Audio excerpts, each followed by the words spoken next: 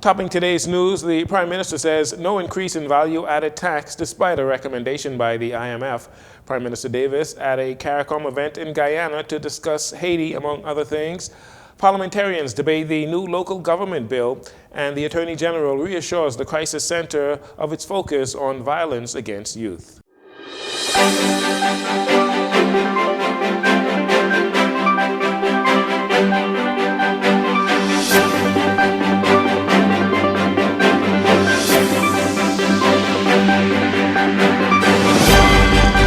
Bahamas. I'm Jcn. This is your Jcn Evening News, and it's a pleasure to have you join us. Despite a recommendation from the International Monetary Fund, the IMF, to increase value-added tax, the Davis administration says that is not in their plans. The IMF gave the advice to help the government meet a debt target of 50% of GDP by 2031. Other recommendations by the IMF include replacing the business license fee with a 15% profit tax on large domestic firms, raising water rates for heavy users, collecting patients' fees in the Public Hospital Authority, and eliminating the ceiling on property tax.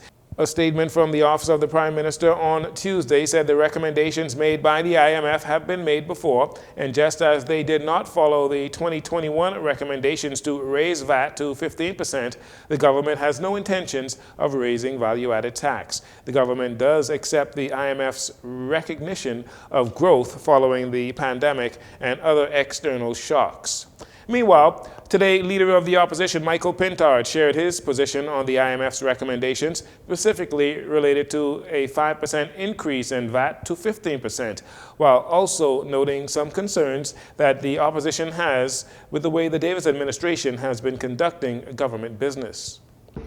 We don't support an increase in VAT at this time. We've already made a number of recommendations on how the government is able to have more resources available for the essential services that they provide. One is they ought to cut back on some of the excessive spending on unnecessary items. That includes the excessive travel with large delegation. That also includes numerous events that do not move the needle in reducing the suffering that Bahamians have. They ought to, when they hire consultants, particularly among their supporters, they ought to hire persons who are going to add value to increasing efficiency, increasing the effectiveness of the public service, and not hire persons on the government or the people's dime in order to do political work. They should be doing work to transform the lives of Bahamians.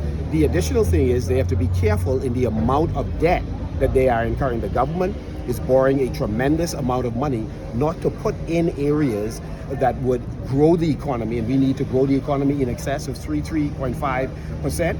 We do not find that they are choosing infrastructural initiatives that's going to contribute to economic growth and development throughout the Family Island. So, Mr. Pintard said there are ways for the government to raise revenue other than taxing the people. He suggests the government improve the collection of revenue that the country is entitled to and stop entering loans without sharing details of those loans with the public. Prime Minister Philip Davis is now in Guyana for a CARICOM meeting where the focus will largely be on the economy, economic cooperation, agriculture and food security, health and security matters, in addition to discussing Haiti, where gangs continue to wreak havoc. Prime Minister Davis says in light of recent violent events in Haiti, there is genuine concern of a mass exodus to countries like the Bahamas. If this issue in Haiti continues to deteriorate the way it is, we cannot deal with millions of persons trying to escape Haiti. When we are dealing with 200 or 300 persons coming in, we could deal with that or stop that. There's been very little landing over the last year because of our shoring up our borders and our partnership with other countries like Cuba, United States, Turks and Caicos. Since its deployment, the Kenyan-led force to Haiti has had some successes, but there are reports that clashes with gangs are becoming more intense as the Kenyan and Haitian forces begin to close in on certain neighborhoods in and around the capital, Port-au-Prince. There are concerns that the Kenyan-led force is failing, but Prime Minister Davis disagrees. It is not failing. The challenge is being able to resource them properly. The Kenyan police are facing a funding and manpower crisis. There are reports that the Kenyan-led force may be replaced by a traditional United Nations peacekeeping force that would have access to greater funding. Meanwhile, Prime Minister Davis also dismissing criticism by the Free National Movement that he travels too much and on the expense of the taxpayers.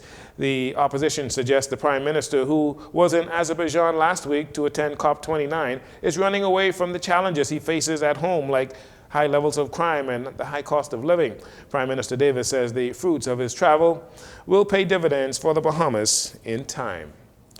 When parliamentarians returned to the House of Assembly today, they began debate on the Local Government Bill 2024. The Minister of Works and Family Island Affairs, Clay Sweeting, claims the new bill will be transformative. He hoped the opposition members would support the bill and not be detractors during the debate. In this government's blueprint for change, we promise local government reform. And I am pretty sure that the opposition will do a lot of talking today. But my hope is that they don't muddy the waters, because this bill affects true positive change in the Family Islands. The reality is they had an opportunity to transform local government, Madam Speaker, in the Family Islands. They did nothing to enhance local government in our country. 25 years. So, Madam Speaker, they should, at the end of the day, support this bill, and I hope they do, because the reality is it is a good bill. The chair recognizes the honourable member for Marcus. Yeah, Madam Speaker, I thought the member recognized that local government was started by the Free National Movement. So when you start talking about enhancement, the genesis of the very thing that you are talking about originated with the Free National Movement. So at least show some gratitude. While the official opposition supports the bill, they do not see it as being transformative. Mr. Sweeting disagrees. We promise to enhance the ease of doing business for Family Island. The Local Government Bill 2024 is just that. In the blueprint for change, we promise to decentralize the decision-making, putting power in the hands of the communities through local government. This bill does that. In the blueprint for change, we promise to empower local government to have revenue-raising powers. The Local Government Bill 2024 does just that. It represents a significant leap towards forward for governance in the Bahamas, bringing decision-making closer to the people it affects. Yes. This bill is a testament to our government's commitment to empowering Family Islands, enabling them to manage their communities with greater autonomy and effectiveness. The new local government bill will provide for financial guidelines and regulations. It will also allow local governments to raise funds, approve building permit applications and approvals. The new law will also establish fixed dates for local government elections. And finally, in this segment, members of the Bahamas Crisis Center, under the leadership of Dr. Sandra Dean Patterson, visited the Senate on Monday to provide all senators with a white ribbon symbolizing their support of the global campaign to end violence against women and children. During their visit, Dr. Dean Patterson spoke to Attorney General and Minister of Legal Affairs Ryan Pinder about an uptick they have noticed in violence against juveniles. Before beginning his contribution to the debate on the Domestic Minimum Top-Up Bill 2024, Senator Pinder shed light on the government's efforts to combat these issues. Of crime and criminal conduct in our jurisdiction against juveniles. And I reassured Dr. Patterson that the government is acutely concerned about the issue, and from a criminal justice point of view, the government has been very active in ensuring that we do have the facilities. And I advised Dr. Patterson that we're hoping by the end of this calendar year that we will be able to open the new court facilities that are on Bernard Road that are specifically geared towards matters dealing with families and juveniles. And that court facility would go a long way, hopefully, in providing the acute focus that is needed from the criminal justice side to address this growing problem of violence against the youth.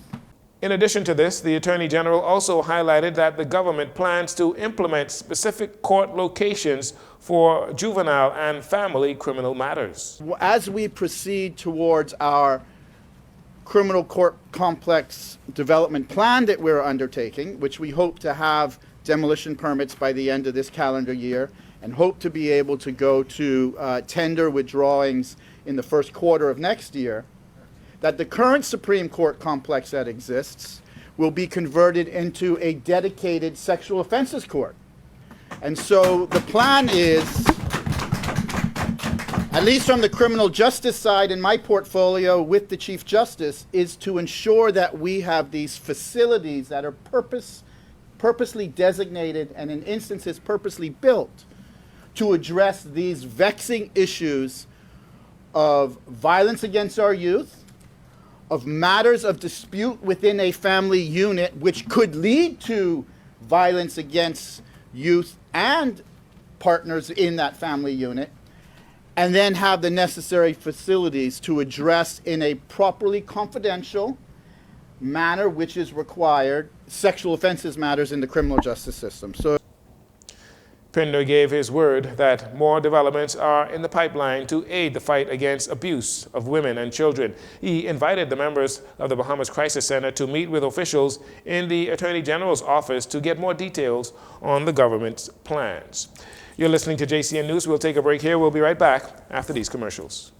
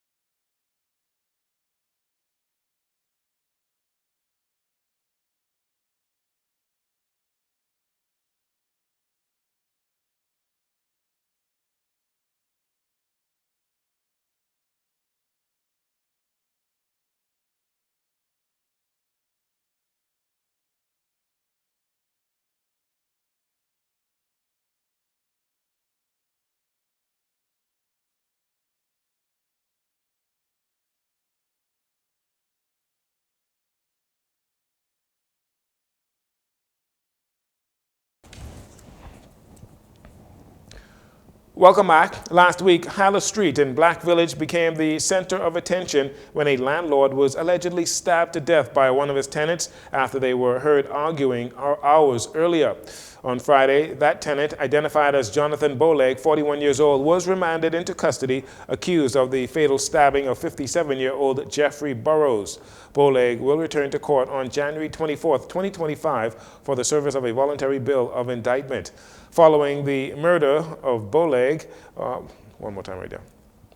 Following the murder, Boleg apparently returned to the apartment the next morning